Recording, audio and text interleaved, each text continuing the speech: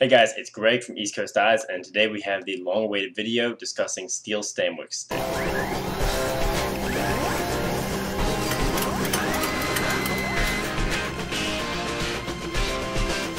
Alright guys, so today we are going to be discussing Steele Stanwick stick. Steele is an attackman who played at the University of Virginia, now plays the Ohio Machine, and I actually got a chance to play with him in high school at Loyola Blakefield. When we were there, he was the #1 recruit, one of the best players in the nation, and is a ton of fun to watch, really smooth, really nice playing style. And today we're going to be talking about his stringing.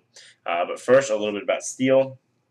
He is now on the Ohio Machine, like I said, and he is an Under Armour sponsored player, and he has just started up his own company, Stanwick Lacrosse, where they're going to be running camps. I'll provide the link down in the description. They've got a camp in Maryland from June 10th to June 13th, and then in Virginia Beach from July 22nd to July 24th. And they also give wall ball lesson sessions that you can find out more about on the website as well. So you get to go and Steele run you through his wall ball routine in his garage on the infamous wall that you saw they talked about in the Steele Stanwick Under Armour I Will commercial, which is pretty cool. It's where he learned to have such great stick skills and really honed his ability. So check out the link down below if you'd like to attend a Steele Stanwick camp. I think that'd probably be really cool and a really cool learning lesson for all you guys.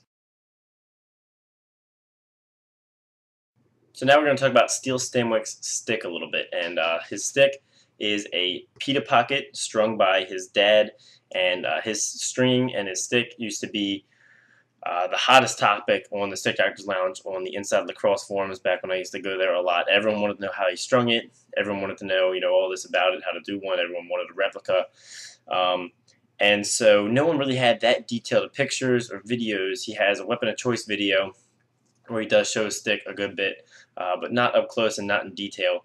And nobody's ever had too many really close pictures. So Mike was actually at a Loyola Blakefield clinic, and Steele was there as well. So they talked a little bit, and Steele let Mike take a whole bunch of pictures of his stick. So what I'm going to do right now is show you guys a slideshow of all the really detailed pictures of Steele Stanwick's pita pocket, and then we're going to talk about it.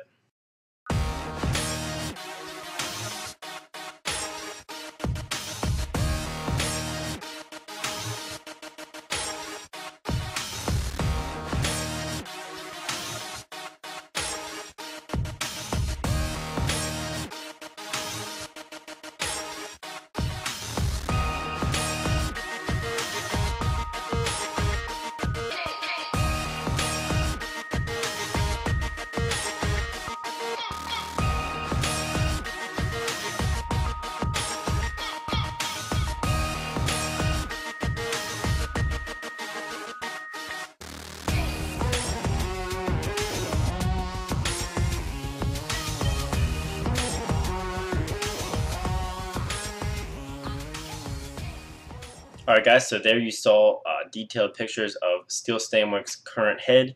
He was using what I believe is the Under Armour Charge. Like I said, he is a newly sponsored Under Armour player. I don't know if he'll be able to play with that in the MLL or not because they have to use Warrior equipment, and I think there is a chance for some teams to buy in sponsorships, but I'm not sure how that works if we'll use the Evo X still. So here's the Under Armour Charge.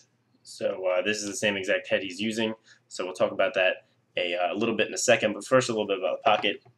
A lot of people know that his dad strings them, and it took him a lot of time to learn and a lot of time to get it down. That's why you see all those colored markings on the leathers and the strings, so that's how he keeps it even and consistent and keeps the tension correct. So what it is just a basic pita pocket, but there's a couple specific things that I want to discuss with you guys. And so the first one is that as the center twists go down, they go from being very tight and close, and they get larger as you go down the head. So you'll notice at the top there's more center twists, they're tighter and closer, and as you get toward the bottom, down toward where the middle of the ball sit, the center twists are much larger, spread apart, and much looser. And so what that does is gives the ball a much larger diamond to sit in down here at the ball, but has smaller diamonds up at the top here to keep the pocket a little tighter and give it that smooth release. So that's one thing that is different about his pita pocket that a lot of people miss when they do replicas is shorter diamonds in the pita at the top that get larger as you go down the head. And you saw one of them is actually very, very large and really helps hold the ball in. Another aspect of it is the sidewall string. So most of the time on a sidewall string on traditional, people will do it just like mesh, but with no mesh interlock. So you can see each one's tied down very tightly, and there's not a lot of space. But you can see in his, he uses cross lace. It's a little thinner and a little looser, and actually has one piece of cross lace that comes down, and another that kind of loosely loops around it. And at the bottom down here, just where the big diamonds and the pita are very loose sections of sidewall, so that these sidewall connectors are able to shift and drift up and down a whole lot at the bottom.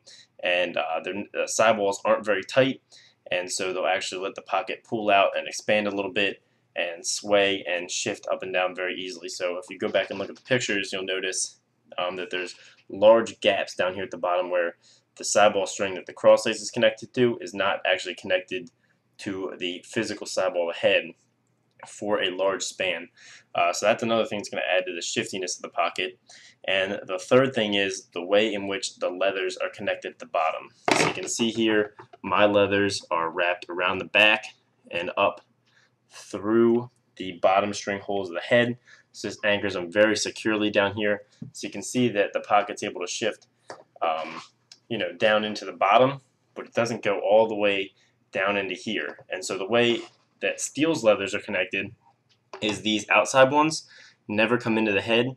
They just go straight from here and up and around the head without going through the bottom string hole, and there's just a sidewall string that loops over that holds it in place. So that's those are the three main special components about Steele's pita pocket that help it retain its shiftiness. So that's the main aspect of it that is beneficial about the Stanwick pita, is it provides a really nice hold with those big diamonds down here, and is able to shift from low up to high when you're shooting. So you'll see Steele cradles one-handed a whole ton. So when he does that, all that looseness down at the bottom of the pocket here allows the ball to shift all the way down and really give him good hold in the bottom of the head when he's cradling one-handed. But with just one quick cradle, because of the way that traditional and pitas work, the pocket will shift right up under those three shooting strings and release very quickly. For shooting strings, he's got 3 straight, so a very similar configuration to this. His nylon is just a little higher, and then 3 straight under it that are all very close together, because those diamonds are all very tight up top, keeping the whole thing up top and keeping it really tight. So those are the basics of the Stanwick pita pocket. Maybe I can try and string one for you guys, since I happen to have the same head that he uses. But so this is the pocket he used all through high school. In high school, he used a Proton Power. There's a couple of pictures of him using one in it. All through college, he used the Evo X, which is a much wider head, and that's the head he's really known for using. And so now, as an Under Armour sponsored player, back to into an Under Armour head, and I don't know if he'll go back to the Evo X for when he's playing the MLO or not, or what will happen. We'll have to wait until this season to see that.